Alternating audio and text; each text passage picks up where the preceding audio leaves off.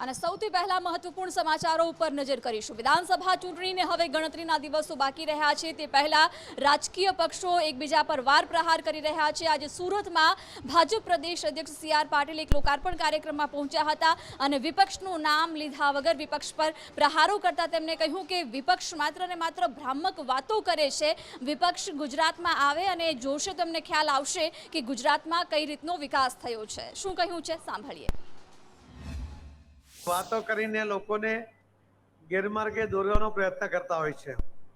મારું એમને આમંત્રણ છે કે એકવાર અહીં આવીને જોઈ તો એમની બધી પોતાની બધી ખામીઓ દેખાઈ જશે અને સુરત મહાનગરપાલિકા અને ગુજરાતની અંદર શિક્ષણનું સ્તર જે પ્રકારે છે એ પણ એમને જોવા મળશે। અને હવે વિધાનસભાની ચૂંટણી નજીક આવતા જ પૂરજોશમાં પ્રચારની શરૂઆત પણ થઈ ગઈ છે ને એટલા જ માટે હવે દિગ્ગજ નેતાઓ અને કેન્દ્રીય મંત્રીઓની ગુજરાત મુલાકાત વધી ગઈ છે। વડાપ્રધાન વધુ એક વખત 3 દિવસના ગુજરાત પ્રવાસે આવી રહ્યા છે તો 11 જેટલા કેન્દ્રીય મંત્રીઓ પણ ગુજરાતે આવી રહ્યા છે અને ગુજરાતની અલગ અલગ વિધાનસભા ક્ષેત્રનો પ્રવાસ કરશે અને લોકો સુધી પહોંચશે। વિગતો મેળવીશું સંવાદદાતા હિરેન રાવલ પાસેથી। જી હિરેન। ગણતરીના દિવસોમાં વિધાનસભાની ચૂંટણી જાહેર થશે અને તે પહેલા ભારતીય જનતા પાર્ટી મોટાભાગે તમામ વિધાનસભાની બેઠકો અને જિલ્લાઓ આવરી લેવાય એ પ્રકારનું આયોજન કર્યું છે। એના ભાગરૂપે કેન્દ્ર સરકારના મંત્રીઓ અને પ્રધાનમંત્રી સહિતના નેતાઓ છે તે ગુજરાતમાં પ્રવાસ તેમના શરૂ ઓલરેડી થઈ ચૂક્યા છે। આગામી 4 દિવસની અંદર 11 જેટલા કેન્દ્રીય મંત્રીઓ છે તેમના ગુજરાત પ્રવાસનું આયોજન છે, જેમાં મીનાક્ષી લેખી, સ્મૃતિ ઈરાની, અર્જુન મુંડા છે તે પ્રચાર અત્યારે હાલ કરી રહ્યા છે। તો બીજી તરફ કૃષ્ણપાલ ગુર્જર છે, મહેન્દ્ર મુજપરા, બી.એલ. વર્મા, વિરેન્દ્ર કુમાર, નિરંજના જ્યોતિ સહિતના ભૂપેન્દ્ર યાદવ છે તે પણ ગુજરાતની મુલાકાતે તેઓ આવવાના છે। આગામી દિવસોમાં તેઓ પ્રવાસ કરશે, જે તે જિલ્લામાં આવતી વિધાનસભાની બેઠકો અને તેની તૈયારીઓ સંદર્ભે ચર્ચા કરશે। તો બીજી તરફ પ્રધાનમંત્રી નરેન્દ્ર મોદી 9, 10 અને 11 ઓક્ટોબર એમ 3 દિવસ ગુજરાત પ્રવાસે આવી રહ્યા છે। આ 3 દિવસ દરમિયાન તેઓ 5 જેટલી જંગી સભાઓને સંબોધન કરશે। સંભવતઃ રોડ શોનું આયોજન પણ જામનગર ખાતે કરવામાં આવી રહ્યું છે। ત્યારબાદ ફરીથી 18 અને 19 ઓક્ટોબરે પ્રધાનમંત્રી આવશે અને 20 થી 22 ઓક્ટોબરની વચ્ચે વિધાનસભાની ચૂંટણી જાહેર થઈ શકે છે। જેપી નડ્ડા અને અમિત શાહ પણ આગામી 5 થી 7 દિવસની અંદર ગુજરાત આવે તેવી તૈયારીઓ થઈ રહી છે। ભારતીય જનતા પાર્ટી જે ગુજરાત ગૌરવ યાત્રા અલગ અલગ 5 ઝોનની અંદર કાઢી રહી છે તેની શરૂઆત જે સોમનાથથી થાય છે એની અંદર સંભવતઃ જેપી નડ્ડા અથવા તો અમિત શાહ તેની શરૂઆત કરાવશે। બિલકુલ હિરેન, આભાર સમગ્ર માહિતી આપવા બદલ। અને ભારતીય જનતા પાર્ટીની જેમ કોંગ્રેસે પણ વિધાનસભા ચૂંટણીને લઈને તૈયારીઓ શરૂ કરી દીધી છે। આજે સ્ક્રીનિંગ કમિટીની બેઠક મળી હતી, જેમાં એ વાત સામે આવી છે કે 2 દિવસની અંદર કોંગ્રેસ ઉમેદવારોને લઈને આખરી મહોર લગાવી શકે છે અને લગભગ 1 અઠવાડિયાની અંદર 50 જેટલા ઉમેદવારોના નામ પણ કોંગ્રેસ જાહેર કરી શકે છે। વધુ જાણકારી મેળવીશું સંવાદદાતા જિગ્નેશ પટેલ પાસેથી। જિગ્નેશ। જિજ્ઞાસા, રાજકીય માહોલ હવે રાજ્યમાં ગરમાઈ રહ્યો છે। એક તરફ ભાજપ, બીજી તરફ કોંગ્રેસ, એટલે કે સત્તાધારી પક્ષ અને વિપક્ષ બંને ચૂંટણીની તૈયારીઓમાં લાગી ગયા છે। આજે કોંગ્રેસની સ્ક્રીનિંગ કમિટીની બેઠક મળી હતી, જેમાં એ નિર્ણય લેવાયો છે કે નજીકના ભવિષ્યની અંદર જ ઉમેદવારોના નામ નક્કી થઈ જશે, પરંતુ પ્રથમ યાદીની અંદર 50 જેટલા નામો આ અઠવાડિયાની અંદર કોંગ્રેસ દ્વારા સત્તાવાર જાહેર કરવામાં આવશે। તો અન્ય નામો એટલે કે 4 થી 5 તબક્કાની અંદર ટોટલ 182 ઉમેદવારોના નામ ડિક્લેર થશે। હવે મહત્વનો સવાલ એ છે કે પહેલા જે 50 યાદી જાહેર થવાની છે તેને લઈ અને કોંગ્રેસની અંદર વિરોધનો વંટોળ ન ઉઠે તે જોવાનું સૌથી મહત્વનું કામ સ્ક્રીનિંગ કમિટીના સભ્યોનું છે, કારણ કે જો શરૂઆતથી જ વિરોધ પક્ષની અંદર ઊભો થશે તો આખરી ચૂંટણી સુધી કેવી રીતે લડવું અને તે પક્ષની સાથે લડવું કે પછી વિપક્ષ સાથે લડવું તે કોંગ્રેસ માટે સૌથી મોટો પ્રશ્ન બની રહેશે। આભાર સમગ્ર માહિતી આપવા બદલ। અને આજે ગાંધીનગરમાં સાક્ષી હુંકાર મહાસભા યોજાઈ હતી, જેમાં કોંગ્રેસના નેતા સીજે ચાવડાનું એક મહત્વપૂર્ણ નિવેદન આવ્યું છે। તેમણે કહ્યું છે કે હું ગાંધીનગરથી નહીં પરંતુ વિજાપુરથી ચૂંટણી લડીશ। તેમણે કહ્યું કે પાર્ટીના આદેશ પ્રમાણે હું વિધાનસભાની ચૂંટણી લડીશ। શું કહ્યું છે સાંભળીએ। અને ગાંધીનગર ખાતે 2 વખત ચૂંટણી લડી ચૂક્યો છું અને જીત્યો છું। લોકસભા પણ અમિતભાઈ શાહની સામે ત્યાં લડ્યો છું। આ વખતે વિજાપુર તાલુકાના તમામ ઉમેદવારોની વિનંતીને લક્ષમાં લઈ અને આપ લડવા આવો તો આખા જિલ્લાનું વાતાવરણ બદલાય એવું છે એવી ચર્ચા વિચારણાના અંતે વિજાપુરને કોંગ્રેસ પાર્ટીએ લડવા માટે મને આદેશ આપ્યો છે અને હું વિજાપુર લડવાનો છું। અને વિધાનસભા ચૂંટણીને લઈને જ્યાં રાજકીય ગરમાવો જોવા મળી રહ્યો છે ત્યારે જસદણમાંથી પણ એક મહત્વપૂર્ણ સમાચાર મળી રહ્યા છે જ્યાં ભરત બોઘરા અને કુંવરજી બાવળિયા સામે હવે અન્ય સમાજ પણ મેદાને આવ્યો છે અને કહ્યું છે કે પટેલ અને કોળી સમાજ સિવાયના લોકોને ટિકિટ આપવામાં આવે। વધુ વિગતો મેળવીશું સંવાદદાતા મયુર સોની પાસેથી। મયુર, બિલકુલ જિજ્ઞાસા, 1997થી સતત કોળી સમાજ અને પટેલ સમાજના ઉમેદવારો છે તે બંને પાર્ટીના ઉમેદવારો રહ્યા છે અને મોટા ભાગે કોળી સમાજના ઉમેદવાર છે એ વિધાનસભાની ચૂંટણી જીતતા રહ્યા છે એક વખતને બાદ કરતા। એટલે આ વખતે જસદણ પંથકના જે અન્ય સમાજના લોકો છે એમને અલગ અલગ સંગઠનો દ્વારા સમાજની મિટિંગો બોલાવી હતી અને ત્યારબાદ નક્કી કર્યું હતું કે બંને પક્ષ પાસે રજૂઆત કરવામાં આવે, ખાસ કરીને ભારતીય જનતા પાર્ટી પાસે, કે અહીંયા કોળી સમાજ અથવા તો પાટીદાર સમાજ છે એ સિવાયના અન્ય સમાજના ઉમેદવારને પણ મોકો મળવો જોઈએ, કારણ કે તેમની પણ મોટા પ્રમાણની અંદર ત્યાં વસ્તી આવેલી છે અને આ લોકોને જો સતત અન્યાય થશે તો એવો પણ કઈ અન્ય વસ્તુ વિચારી શકે છે। એટલે જેમ જેમ ચૂંટણીની તારીખો નજીક આવશે, ચૂંટણી જાહેર થશે એ પહેલા અલગ અલગ સમાજના લોકો છે પોતાની દાવેદારી કરી રહ્યા છે અને આ દાવેદારીની અંદર હવે જસદણ છે તેનો પણ વધારો થયો છે। આમ પણ આખા રાજકોટ જિલ્લાની અંદર હોટ ટોપિક જસદણ રહ્યું છે, કારણ કે ભાજપના જ બે જૂથો છે ટિકિટ માટે ખેંચતાણ કરી રહ્યા છે। બિલકુલ મયુર, આભાર સમગ્ર માહિતી આપવા બદલ। અને વિધાનસભાની ચૂંટણી પહેલા પૂરજોશમાં પ્રચાર તો થઈ રહ્યો છે, સાથે સાથે પક્ષ પલટો પણ જોવા મળી રહ્યો છે। અમદાવાદના દાણી લીમડા વિસ્તારમાં એઆઈએમઆઈએમ અને આપમાં મોટું ગાબડું પડ્યું છે। હોદ્દેદારો અને કાર્યકરો છે એ મોટી સંખ્યામાં કોંગ્રેસમાં જોડાયા છે। વિગતો મેળવીશું સંવાદદાતા કશ્યપ જોશી પાસેથી। જી કશ્યપ। બિલકુલ, જે પ્રમાણે એક બાદ એક સીટ અંકે કરવા માટે થઈ અને ભાજપ તડજોડની નીતિ અપનાવી રહી છે, બીજી તરફ કોંગ્રેસ છે તે પણ એ જ લાઇન ઉપર આગળ ચાલી રહી છે અને તેણે એઆઈએમઆઈએમ અને આપણા કેટલાક કાર્યકર્તાઓ છે તેને આજે કોંગ્રેસનો ખેસ પહેરાવ્યો છે। દાણી લીમડા વિસ્તારના એમઆઈએમ ના જે નેતા છે રૂબીના પઠાણ અને તેની સાથે આપના જે નેતા છે ફરહાન શેખ તે મોટી સંખ્યામાં તેમના સમર્થકો સાથે આજે કોંગ્રેસ કાર્યાલય પહોંચ્યા હતા અને શૈલેષ પરમાર દાણી લીમડાના ધારાસભ્ય છે તે અને બિમલ શાહના હસ્તે તે લોકોએ ખેસ પહેર્યો હતો અને આગામી સમયમાં વિધાનસભાની ચૂંટણી આવી રહી છે એવા સંજોગોમાં દાણી લીમડા સીટ જે છે તેને અંકે કરવા માટે થઈ અને આ ઓપરેશન કોંગ્રેસે પાર પાડ્યું હોવાનું સામે આવ્યું છે। જી બિલકુલ કશ્યપ, આભાર સમગ્ર માહિતી આપવા બદલ। અને કોંગ્રેસના દિગ્ગજ નેતા અને પૂર્વ ધારાસભ્ય આખરે હર્ષદ રીવડિયા કે જેમને વિધિવત રીતે આજે કમલમમાં ભાજપનો ખેસ ધારણ કરી લીધો છે। જો મારે કોઈ મજબૂરી નથી, હું કાયમી માટે બોલતો આવું છું। અમે જગતનો તાત ખેડૂતનો દીકરો છું, ખેડૂત આગેવાન છું, ક્યારેય મારે કોઈ મજબૂરી નથી। મારે ક્યાંય એવા મોટા કારખાના હાલતા નથી, મારે ક્યાંય એવી ફેક્ટરીઓ નથી, હું એક ખેતી જ છે। મારે હાથબાર સિવાય મારું હાથબાર તો કોઈ લઈ ન જાય। મારે ક્યાંય વિસાવદર સિવાય કાંઈ છે નહીં, જુનાગઢમાં દુકાન નથી, સુરતમાં ક્યાંય કારખાનું નથી, જે કાંઈ મારી જમીન છે એ ખેડૂતનો દીકરો છું, એટલે મારે કાંઈ દબાવવાનો કોઈ સવાલ નથી, કોઈ મને દબાવી પણ ન શકે। આગામી સમયમાં ચૂંટણી આવી રહી છે, આપ ચૂંટણી લડશો? જો પાર્ટી આજે હું ભારતીય જનતા પાર્ટીમાં જોડાણો છું, એના સૈનિક તરીકે કામ કરીશ। પાર્ટી જે કહેશે, જે આદેશ કરશે, પાર્ટી કહેશે ચૂંટણી લડવાની તો લડશું। આપનો વિડીયો પણ વાયરલ થયો હતો ને 35 થી 40 કરોડની ઓફર આપને થઈ હતી એવી વાત આપે પોતે કરેલી છે, ઓફર કોણે કરી હતી?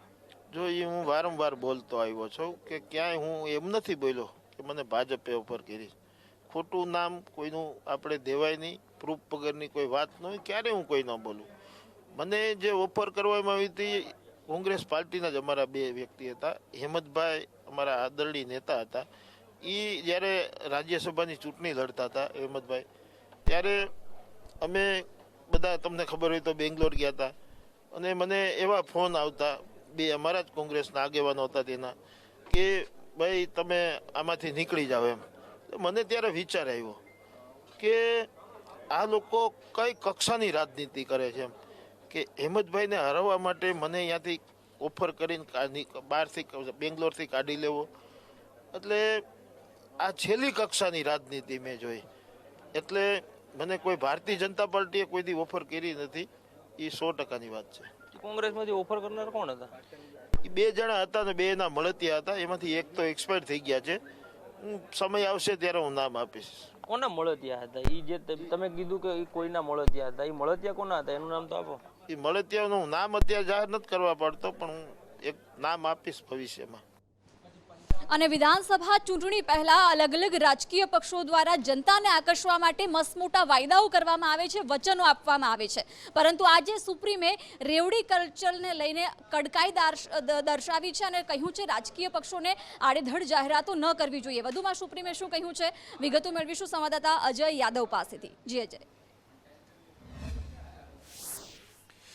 देखिए, निश्चित तौर पे प्रधानमंत्री नरेंद्र मोदी की तरफ से सबसे पहले रेवड़ी कल्चर की बात की गई थी, तब ये पूरे देश में डिबेट का हिस्सा बना था और सुप्रीम कोर्ट में भी इस मामले में सुनवाई चल रही थी, जिसमें सुप्रीम कोर्ट में यह तय किया जाना है कि क्या रेवड़ी कल्चर आता है और कल्चर में आता है और क्या नहीं आता है। क्या चुनाव से पहले जो घोषणा की जाती है वो रेवड़ी कल्चर है या चुनाव के बाद भी बहुत सारे वादे किए जाते हैं वो भी रेवड़ी कल्चर है।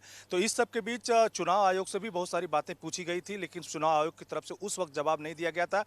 लेकिन अब चुनाव आयोग की तरफ से सभी राष्ट्रीय और छोटी पार्टियों को खास करके गुजरात और हिमाचल प्रदेश के विधानसभा चुनाव से पहले एक प्रोफार्मा भेजा गया है, जिसमें ये कहा गया है कि कोई भी घोषणा करने से पहले न सिर्फ आपको उस घोषणा के बारे में लिखना होगा, बल्कि ये भी बताना होगा कि बजट में आप किस तरह से इसका प्रावधान करेंगे।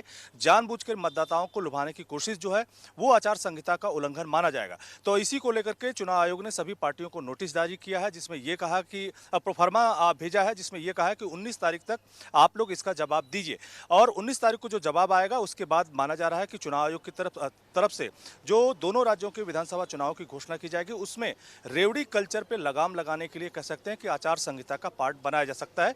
तो काफी महत्वपूर्ण हिस्सा है ये चुनाव आयोग की तरफ से, यह बहुत बड़ी पहलकदमी है। देश में भी डिबेट चल रही है और खास करके 19 तारीख तक सभी पार्टियों को इस पे जवाब भेजना है कि रेवड़ी कल्चर पे उनके विचार क्या है। બિલકુલ અજય, આભાર સમગ્ર માહિતી આપવા બદલ. અને વિપુલ ચૌધરીએ હાઈકોર્ટમાં જામીન માટે અરજી કરી છે. આ અગાઉ સેશન્સ કોર્ટે જામીન અરજી ફગાવી હતી અને હવે હાઈકોર્ટમાં અરજી કરવામાં આવી છે, જેની સુનાવણી આગામી સમયમાં હાથ ધરવામાં આવશે. વિગતો મેળવીશું સહયોગી પ્રતિપાલ પાસેથી. પ્રતિપાલ. જે ચોક્કસથી જિજ્ઞાસા, જે રીતે રાજ્યના પૂર્વ ગૃહ રાજ્યમંત્રી અર્બુદાસ સેનાના પ્રમુખ અને મહેસાણાની દૂધ સાગર ડેરીના પૂર્વ ચેરમેન એવી વિપુલ ચૌધરીની જે હાલત છે તે અત્યારે હાલમાં કહી શકાય છે ખૂબ જ બદથી બદતર થઈ રહી છે. અગાઉ પણ તેઓએ જે રીતે સેશન્સ કોર્ટમાં જામીન અરજી કરી હતી, પરંતુ ત્યારે સેશન્સ કોર્ટ દ્વારા ફગાવવામાં આવી હતી. ત્યારબાદ હાઈકોર્ટમાં તેઓના દ્વારા અરજી કરવામાં આવી હતી. થોડા દિવસો પહેલાં જ જે રીતે 800 કરોડના કથિત જે કૌભાંડ કરવામાં આવ્યું છે, ભ્રષ્ટાચાર કરવામાં આવ્યું છે, તેમાં સીબીઆઈ દ્વારા તેઓની ધરપકડ કરવામાં આવી હતી. ત્યારબાદ એક બાદ એક તેઓની જે મુશ્કેલીઓ છે તે સતત વધી રહી છે અને ત્યારે હાઈકોર્ટમાં પણ જે રીતે અરજી કરવામાં આવી છે, હવે વધુ સુનાવણી છે તે 20 ઓક્ટોબરના રોજ હાથ ધરવામાં આવવાની છે. અને અવારનવાર અર્બુદાસ સેના દ્વારા પણ જે રીતે આગળ મહાસંમેલન યોજવામાં આવ્યું હતું તે સમયે તેઓએ પણ જણાવ્યું હતું કે ચોક્કસથી જે વિપુલ ચૌધરીની ધરપકડ કરવામાં આવી છે. જ્યારે પણ વિધાનસભાના ઇલેક્શન નજીક આવતા હોય છે ત્યારે જે રીતે વિપુલ ચૌધરીના જે સૂર હતા તે પણ ભારતીય જનતા પાર્ટીના વિરુદ્ધમાં હતા, એટલે કે તેઓએ સીધો જ આક્ષેપ ક્યાંક ભારતીય જનતા પાર્ટી ઉપર પણ કર્યો હતો કે તમામ જે સ્વતંત્ર સંસ્થાઓ છે તેનો દુરુપયોગ ક્યાંક ભાજપ દ્વારા કરવામાં આવી રહ્યો છે. આભાર સમગ્ર માહિતી આપવા બદલ. અને કોંગ્રેસની અત્યારે રાહુલ ગાંધી ભારત જોડો યાત્રા પર છે. 7 સપ્ટેમ્બરથી શરૂ થયેલી આ ભારત જોડો યાત્રા કેરળથી લઈને અત્યારે કર્ણાટક પહોંચી છે. આજે સોનિયા ગાંધી પણ આ યાત્રામાં જોડાયા હતા. વિગતો મેળવીશું સહયોગી પ્રીતિ પાસેથી. પ્રીતિ. બિલકુલ જિજ્ઞાસા, કહેવાય ને કે 7મી સપ્ટેમ્બરથી ભારત જોડો યાત્રાની શરૂઆત કરવામાં આવી છે અને કુલ 12 રાજ્યોમાં યાત્રા ફરવાની છે. અત્યારે તો રાહુલ ગાંધી સાથે જે રાજ્યોમાં જે જઈ રહ્યા છે તેના કાર્યકર્તાઓ સમર્થકો જોડાઈ રહ્યા છે, પરંતુ જ્યારે આ યાત્રા આજે કર્ણાટક ખાતે પહોંચી હતી ત્યારે સોનિયા ગાંધી જે છે તેમાં જોડાયા હતા. તેમણે પણ થોડો સમય સુધી પદયાત્રા કરી હતી. તો સાથે સાથે સૌથી વધુ જે કોંગ્રેસના અધ્યક્ષપદના મુખ્ય દાવેદાર ગણવામાં આવે છે મલ્લિકા અર્જુન ખડગે, તેઓ પણ સોનિયા ગાંધીની સાથે થોડો સમય પદયાત્રા કરવા માટે જોડાયા હતા. તો અન્ય સમર્થકોની સાથે આ પદયાત્રા આગળ વધી હતી. મુખ્ય લક્ષ્ય એ જ છે, સોનિયા ગાંધીએ પણ એ જ કહ્યું હતું, મુખ્ય લક્ષ્ય એ જ છે કે ભારતના અલગ અલગ સમાજના લોકો, ભારતના અલગ અલગ ધર્મના લોકો, જે જ્ઞાતિ જાતિના લોકો છે તેમને જોડવાના કારણે આ યાત્રા જે છે આગળ વધી રહી છે. અને 2024 લોકસભા ચૂંટણીને લક્ષ્યાંકમાં રાખીને આ યાત્રા કરવામાં આવી રહી છે. અત્યારે તો રાહુલ ગાંધી જોડાયા છે. જેમ જેમ અન્ય રાજ્યોમાં જશે તેમ તેમ અન્ય દિગ્ગજ નેતાઓ પણ આ યાત્રામાં જોડાતા જશે. જી જિજ્ઞાસા. આભાર સમગ્ર માહિતી આપવા બદલ. અને એક લાલ બત્તી સમાન કિસ્સો સામે આવ્યો છે એવા લોકો માટે કે જે તેમના ઘરે ઘરઘાટી કે ચોકીદાર રાખે છે. રાજકોટમાં આજે એક ચોકીદારે માલિકના ઘરમાંથી જ 10 લાખ જેટલી મત્તાની અને દાગીનાની ચોરી કરી લીધી છે. વધુ વિગતો મેળવીશું સંવાદદાતા મયુર સોની પાસેથી. મયુર. બિલકુલ જિજ્ઞાસા, રાજકોટવાસીઓ જ નહીં પરંતુ સમગ્ર ગુજરાત માટે ચોંકાવનારો અને લાલબત્તી સમાન કિસ્સો છે. નેપાળી ચોકીદાર પોતાના પત્નીની સાથે આ ઘરની અંદર રહેતો હતો. રાજકોટના રોયલ પાર્ક જેવા પોસ્ટ વિસ્તારની અંદર ચોકીદારને તેને રાખવામાં આવ્યો હતો, પરંતુ ઘરના પરિવારના જે 13-20નો કિશોર છે એને અને અન્ય 2 લોકો છે તેમને બંધક બનાવીને લગભગ 45 લાખ રૂપિયાની લૂંટ કરવામાં આવી હતી, જેમાં 10 લાખ રૂપિયા રોકડા હતા. સૌથી મહત્વની વાત એ છે કે આખી ઘટનાની અંદર પોલીસને મહત્વની સફળતા પણ મળી ચૂકી છે.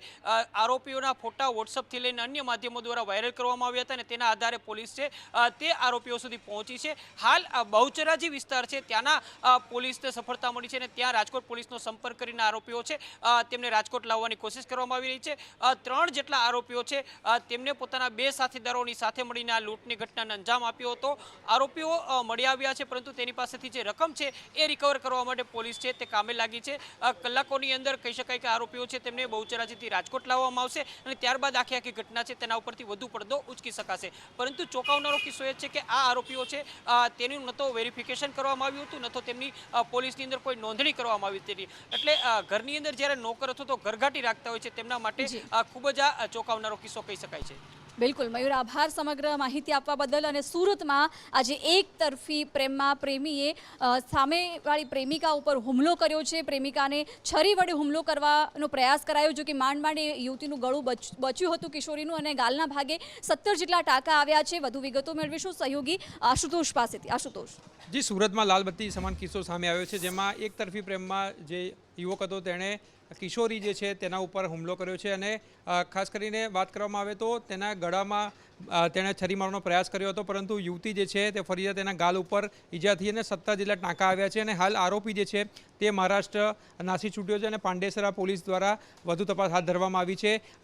યુવક જે છે તે કિશોરીને પોતાના સંબંધ રાખવા માટે જે છે તે અવારનવાર જે છે દબાણ કરતો હતો અને ત્યાં યુવતી જે છે તે ન માનતા તેણે જે છે તે હત્યાનું કાવતરું રચ્યું હતું અને તેના ગળાના ભાગે તેણે ઈજા પહોંચાડવાનો પ્રયાસ પણ કર્યો હતો, પરંતુ સદનસીબે યુવતી જે ફરી ગઈ અને તેના ગાલ ઉપર ટાંકા આવ્યા છે અને હાલ 17 જેટલા ટાંકા તેને લેવાની ફરજ પડાઈ છે. જી આશુતોષ, આભાર સમગ્ર માહિતી આપવા બદલ. અને સમાચારોમાં આગળ વાત કરીએ તો ઈદે મિલાદ પહેલા જુલુસ કાઢવાને લઈને હાઈકોર્ટમાં અરજી કરવામાં આવી છે. અરજીકર્તા તરફથી એવું કહેવામાં આવ્યું છે કે અધિકારીઓ જાણી જોઈને નિર્ણય લેવામાં વિલંબ કરી રહ્યા છે.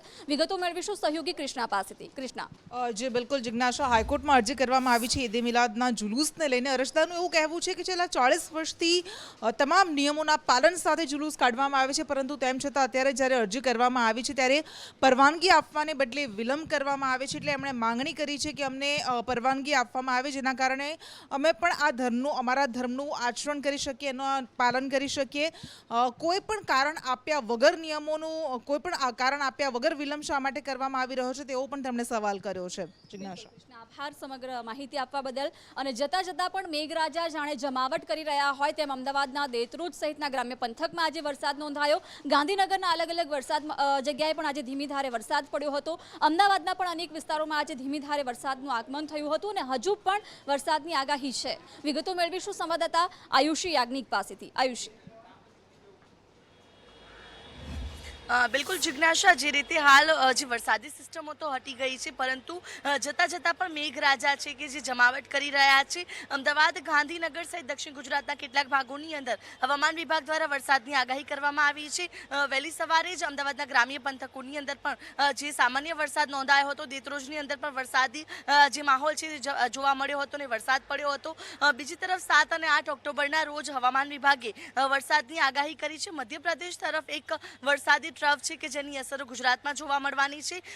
ગુજરાતમાંથી તો ચોમાસાએ વિદાય લઈ લીધી છે, પરંતુ આસપાસના જે રાજ્યો આવેલા છે, રાજસ્થાન, મધ્યપ્રદેશ સહિતના, ત્યાંથી જે વરસાદી ટ્રફ અને વરસાદી સિસ્ટમો પસાર થઈ રહી છે તેની અસરો ગુજરાતમાં જોવા મળશે. સુરત, વલસાડ, નવસારી, તાપી સહિતના દક્ષિણ ગુજરાતના કેટલાક ભાગોની અંદર સામાન્ય વરસાદની આગાહી કરવામાં આવી છે. 40 કિલોમીટર પ્રતિ કલાકની ઝડપે પવનો ફૂંકાઈ શકે છે અને 7 અને 8 તારીખના રોજ ગાજવીજ સાથે વરસાદ પડી શકે છે. અને આ વરસાદ હાલ તો સામાન્ય પડી શકે તેવી આગાહી કરવામાં આવી છે, પરંતુ કેટલાક ભાગોની અંદર ભારે વરસાદ પણ પડી શકે છે. બિલકુલ આયુષી, આભાર સમગ્ર માહિતી આપવા બદલ. અને હજુ આગામી સમયમાં વરસાદની આગાહી છે. બીજી તરફ થાઈલેન્ડના ચાઇલ્ડ કેર સેન્ટરમાં આજે ફાયરિંગની ઘટના બની છે, જેમાં 34 લોકોના મોત નીપજ્યા છે, જેમાં બાળકોનો સમાવેશ પણ થાય છે. તો બીજી તરફ અમેરિકાના મેક્સિકોમાં પણ આજે ફાયરિંગની ઘટના બની છે, જેમાં 18 જેટલા લોકોએ જીવ ગુમાવ્યો છે. વિગતો મેળવીશું સંવાદદાતા કૃણાલ શર્મા પાસેથી. કૃણાલ.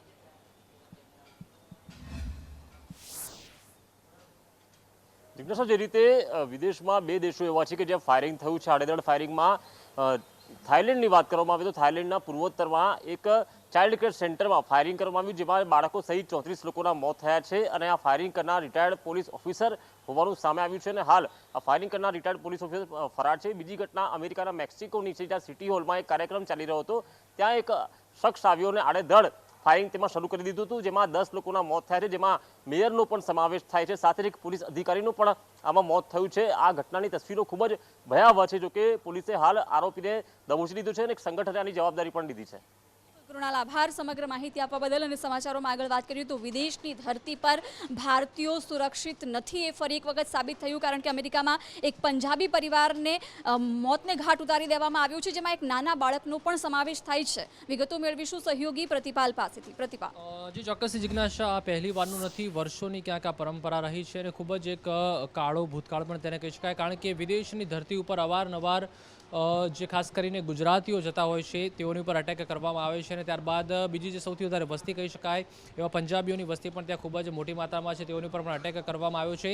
અમેરિકા હોય, ઓસ્ટ્રેલિયા હોય, કેનેડા હોય કે આ તરફ આફ્રિકા હોય કે સાઉથ આફ્રિકા હોય કે ન્યૂઝીલેન્ડ હોય, એટલે કે યુરોપની તમામ જે અલગ અલગ કન્ટ્રી છે કે ગલ્ફ કન્ટ્રીની પણ જો વાત કરવામાં આવે તો થોડાક દિવસોના અંતર પર તેઓની ઉપર હુમલા કરવામાં આવતા હોય છે, કારણ કે તેઓએ ખૂબ જ ત્યાં પોતાની જાત મહેનત ઉપર ત્યાં તેઓ પહોંચ્યા છે અને પ્રગતિ કરી છે. તેઓના દ્વારા ત્યાં મોટેલ્સ, હોટેલ્સ તેમજ મોલ અને અલગ અલગ કેટલીક ત્યાં જેવી સ્ટ્રીટ પણ છે કે જ્યાં તેઓના નામથી તે ઓળખાય છે. તો તેના કારણે ત્યાંના જે સ્થાનિક લોકો છે, જે યુરોપિયન્સ છે, તેઓ ત્યાં ક્યાંક તેઓની ઈર્ષા કરી રહ્યા છે અને ખાસ કરીને જે અસામાજિક તત્વો હોય છે તે દરેક જગ્યાએ હોતા જ હોય છે. તેના કારણે ઘણીવાર જોવામાં આવતું હોય છે કે મોલ હોય કે મોટેલ્સ હોય ત્યાં જઈને પણ તેઓ લૂંટ ચલાવતા હોય છે અને તેઓની ઉપર ગોળીબાર પણ કરવામાં આવતો હોય છે. એને લઈને જ વિદેશ મંત્રાલય દ્વારા થોડા સમય પહેલાં એડવાઇઝરી પણ જાહેર કરવામાં આવી હતી અને અત્યારે જો ખાસ વાત કરવામાં આવે તો જે પંજાબી પરિવાર રહેતું હતું તેના જે 4 સભ્યો હતા, એક નાનું 8 મહિનાનું બાળક હતું, તેનું પણ કરપીણ હત્યા કરી દેવામાં આવી છે અને 3 દિવસ પહેલાં જ કેલિફોર્નિયાથી તેઓનું અપહરણ પણ કરાયું હતું.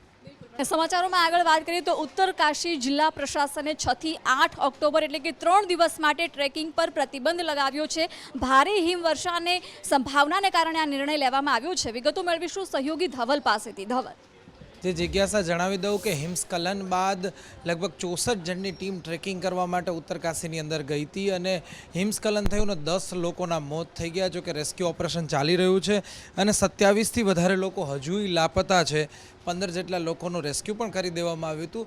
પરંતુ આ બધા જ વચ્ચે ઉત્તરકાશી જિલ્લા પ્રશાસનની ટીમે એવો નિર્ણય લીધો છે કે 8 ઓક્ટોબર સુધી ટ્રેકિંગ કરવા જનાર લોકોને બેઝ કેમ્પ પર જ અટકાવી દેવામાં આવ્યા છે. તેમને ટ્રેકિંગ કરવાની મનાઈ ફરવામાં આવી છે અને હિમસ્ખલન ક્યાં થયું હતું, કયા કારણોસર થયું હતું, એને લઈને તપાસ ચાલી રહી છે.